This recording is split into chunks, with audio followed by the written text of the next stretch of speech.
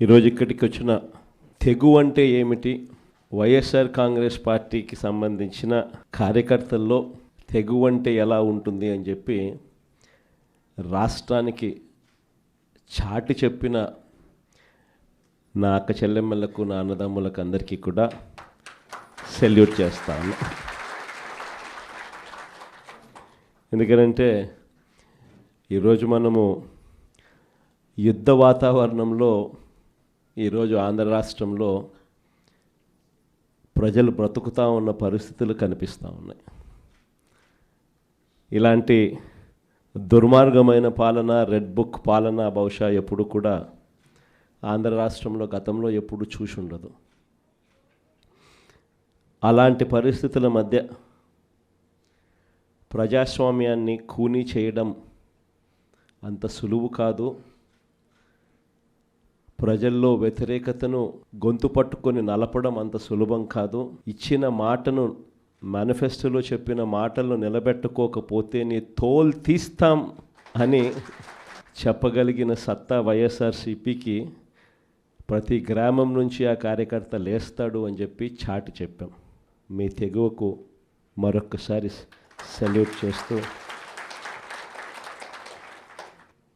అడుగులు కార్యక్రమాన్ని ముందుకు తీసుకొని పోతా ఉన్నాం. ఆశ్చర్యం కలిగించే విషయాలు. ఎందుకనంటే ఎక్కడ కూడా ఈ జరిగే ఈ ఎన్నికల్లో తెలుగుదేశం పార్టీకి ఎక్కడ కూడా బలం లేదు. ప్రజలు ఓట్లు వేసిన పరిస్థితుల మధ్య వైఎస్ఆర్ కాంగ్రెస్ పార్టీ జెండా మీద, వైఎస్ఆర్ కాంగ్రెస్ పార్టీ గుర్తు మీద గెలిచిన సభ్యులు ప్రతి చోట చూస్తే అసలు తెలుగుదేశం పార్టీ ఎందుకు పోటీ పెడతా ఉంది అని చెప్పి ఎవరికైనా కూడా ఇట్టే అర్థమవుతుంది. ఇక తిరుపతి రూరల్కి సంబంధించి చంద్రగిరి నియోజకవర్గంలో, అంటే చంద్రబాబు నాయుడు సొంత నియోజకవర్గం, చంద్రబాబు నాయుడు ఇల్లు ఎక్కడుందంటే ఇక్కడే, ఇదే చంద్రగిరి నియోజకవర్గంలోనే చంద్రబాబు నాయుడు ఇల్లు.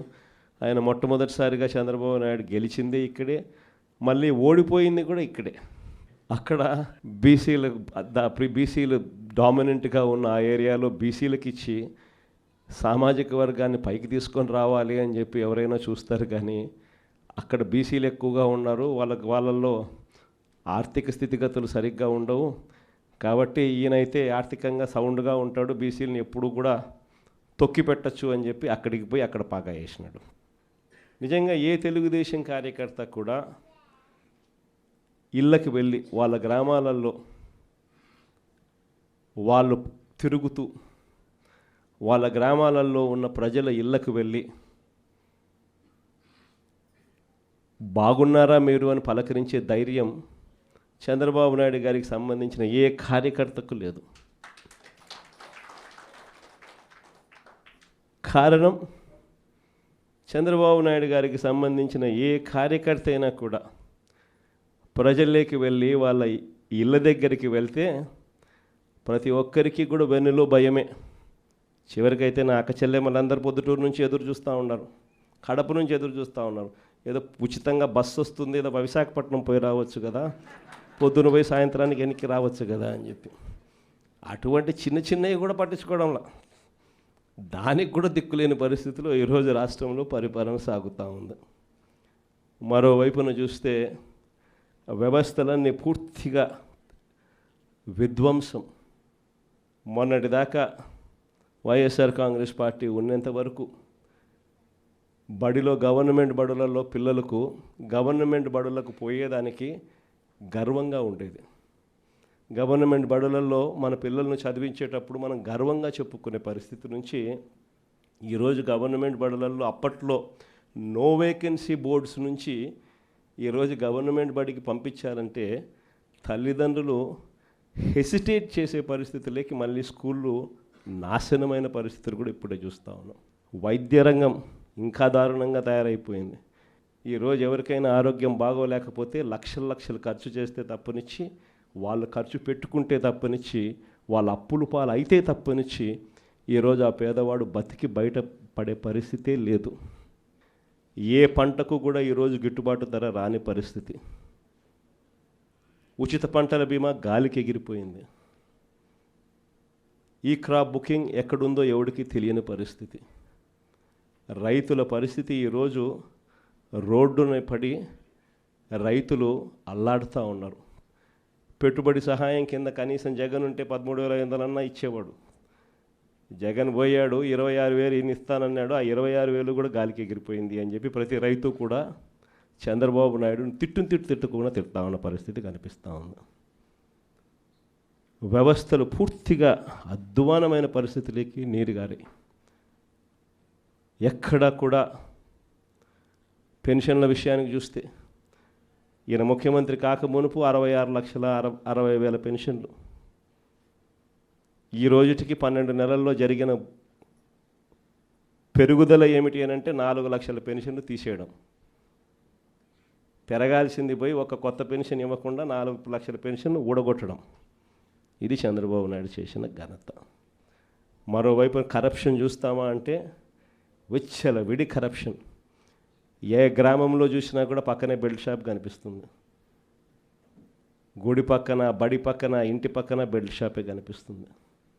ఏ బెల్ట్ షాప్లో చూసినా కూడా షాపుల కన్నా 20 రూపాయలు, 15 రూపాయలు బాటిల్కి ఎక్కువ రేటుకి అమ్ముతూ ఉన్న పరిస్థితి మన కళ్ళ ముందునే కనిపిస్తుంది. ఇసుక కళ్ళ ఎదుటే కనిపిస్తూ ఉంది. మన హయాంలో కన్నా 2 రేట్లకి పెట్టి అమ్ముతూ ఉన్నారు. మన హయాంలోనే గవర్నమెంట్ కన్నా ఆదాయం వస్తాను నేను. ఇప్పుడు గవర్నమెంట్కి రూపాయి ఆదాయం లేదు. రేటు చూస్తే మనకన్నా 1.5 రెట్లు, 2 రెట్లు ఈ రేట్లు ఎక్కువతో అమ్ముతూ ఉన్నారు. మట్టి మైనింగు, నియోజకవర్గంలో ఏదైనా పరిశ్రమలు ఏదైనా నడవాలి అని అంటే పరిశ్రమలు అన్నీ ఎమ్మెల్యే దగ్గరికి రావాలా, ఎమ్మెల్యేకి అంతో ఇంతో ముట్ట చెప్పాలా, ఎమ్మెల్యే ముఖ్యమంత్రికి అంతో ఇంతో ముట్ట చెప్పాలా. నాకింత నీకింత అని రాష్ట్రాన్ని దోచుకొని తింటా ఉన్నారు మొత్తం రాష్ట్రం అంతా కూడా. ఇవన్నీ కూడా కళ్ళ ఎదుట కనిపిస్తూ ఉన్న పరిస్థితులు. దీని నుంచి డైవర్ట్ చేసేదానికి ఏం చేస్తూ ఉన్నాడు? రోజుకొక డైవర్షన్ టాపిక్. ఏదన్నా ఊరు పేరు లేని కంపెనీకి విశాఖపట్నంలో 3,000 కోట్ల రూపాయలు విలువ చేసే భూములు ఇస్తాడు. ఏదో ఉర్సా అంట కంపెనీ పేరు. ఇంద్రనైనా ఈ ఉర్సా అని చెప్పి చూస్తే ఊరు లేదు, పేరు లేదు. వారు కట్టే కరెంటు బిల్లు ఏంది అని అంటే కనుక వాళ్ళు కట్టే కరెంటు బిల్లు ఒక ఇంట్లో ఒక అపార్ట్మెంట్లో రెసిడెన్షియల్ అపార్ట్మెంట్ కట్టే కరెంటు బిల్లు ఆ కంపెనీ కడతా ఉంది. పోనీ అమెరికాలో వాళ్ళ ఆఫీస్ ఏందని చెప్పి అక్కడికి పోయినారు మనోళ్ళు ఎంక్వైరీ చేయడానికి. ఆడ చూస్తే ఆడ ఒక చిన్న ఇండ్లు. ఊరు పేరు లేని ఈ కంపెనీకి 3,000 కోట్లు విలువ చేసే భూమి 99 పైసలకంట. రూపాయికి ఇడ్లీ వస్తుందో రాదో నాకు తెలియదు, కానీ చంద్రబాబు నాయుడు హయాంలో మాత్రం ఉర్సా లాంటి ఊరు పేరు లేని కంపెనీలకు 3,000 కోట్ల రూపాయలు మాత్రం డబ్బులు దోచిపెట్టి నాకింత నీకింత అని పంచుకునే కార్యక్రమం జరుగుతూ ఉంది. ఇష్టం వచ్చినట్టుగా విశాఖపట్నంలోనే మరో భూమి లూలు గ్రూప్ అంట. లూలు గ్రూపులకు, లిల్లీ గ్రూపులకు 1,500 కోట్లు, 2,000 కోట్ల రూపాయలు విలువ చేసే భూములను టెండర్లు లేదు, మన్ను లేదు, పాడు లేదు, ఊరికి ఆయనకు నచ్చింది ఇచ్చేసి నాకింత నీకింత అని పంచుకుంటా ఉన్న కార్యక్రమాలు. లెఫ్ట్ రైట్ సెంటర్ రాష్ట్రాన్ని దోస్తూ ఉన్నారు. అమరావతిలో ఇవే టెండర్లు, ఇప్పుడు పిలిచిన టెండర్లు 2018లో ఇవే టెండర్లను పిలిచినప్పుడు చంద్రబాబు నాయుడు హయాంలో 5 ఏళ్ల కిందట వీటి విలువ 36,000 కోట్లు. అప్పట్లో సిమెంట్ రేటు, అప్పట్లో స్టీల్ రేటు ఇప్పటికన్నా అప్పుడే ఎక్కువ. ఇప్పుడు ఇంకా తగ్గినాయి సిమెంట్ రేటు, స్టీల్ రేట్లు.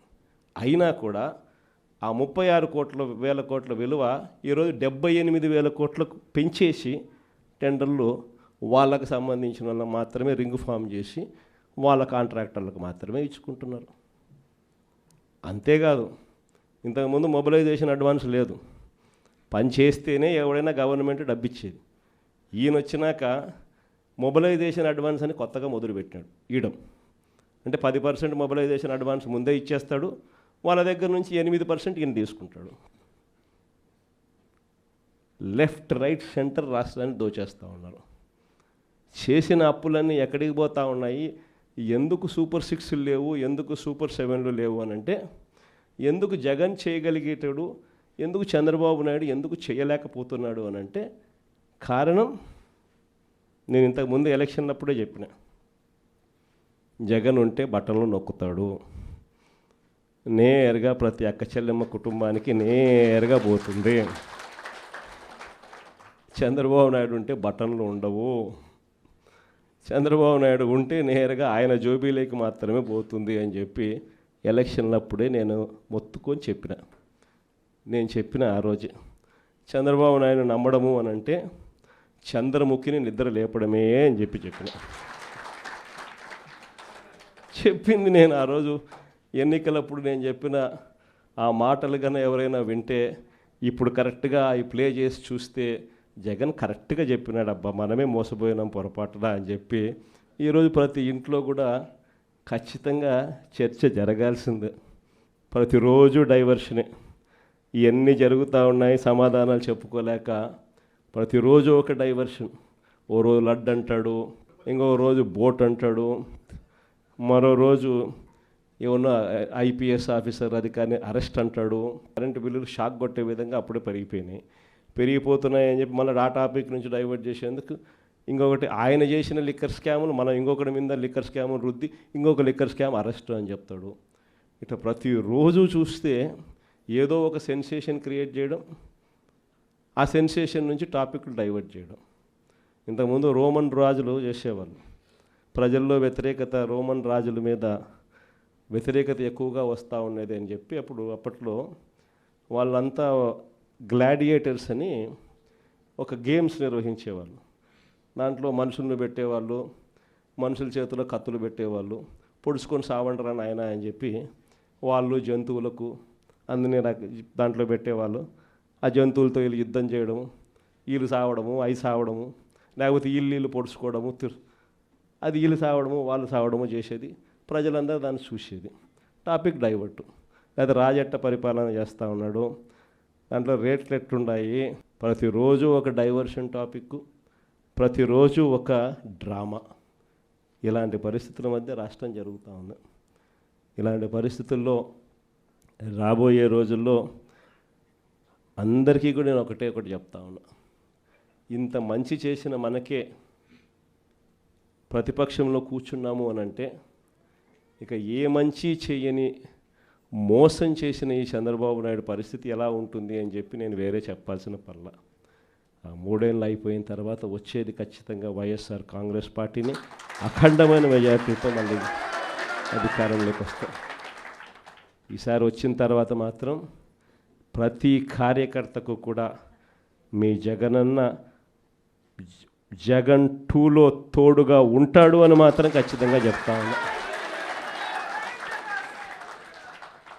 ఇన్ఫ్యాక్ట్ లాస్ట్ ఎలక్షన్స్లో కార్యకర్తలకు బహుశా అనుకున్నంత స్థాయిలో నేను తోడుగా ఉండకపోయి ఉండొచ్చు.